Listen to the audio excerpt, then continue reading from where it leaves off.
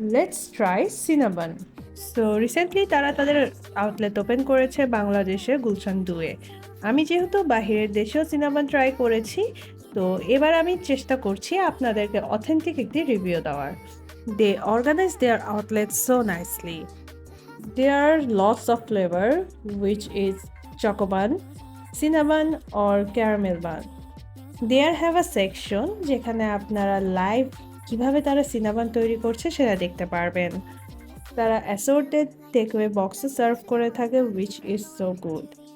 যেহেতু আমি বাহিরের সিনাবান আউটলেটের সাথে বাংলাদেশের সিনাবান আউটলেটের ডিফারেন্স করতে চাচ্ছি, সো আমি অর্ডার দিয়ে ফেলি চকোবান এবং মোকালাতে চিল, যে দুইটা তাদের মেনুর খাবার আমি বাহিরের দেশেও টেস্ট করেছিলাম।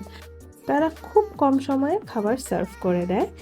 অ্যান্ড এখন যদি আমি খাবারে আসি, সিনাবান বাহিরের যে দেশে আমি যে টেস্টটা পেয়েছিলাম, বাংলাদেশে আমি সেম টেস্ট পেয়েছি। আর যেহেতু গরম সার্ভ করেছে, তাই আমি এক্স্যাক্ট টেস্টটা পেয়েছি। ঠান্ডা হলে সিনাবান একদমই ভালো লাগে না।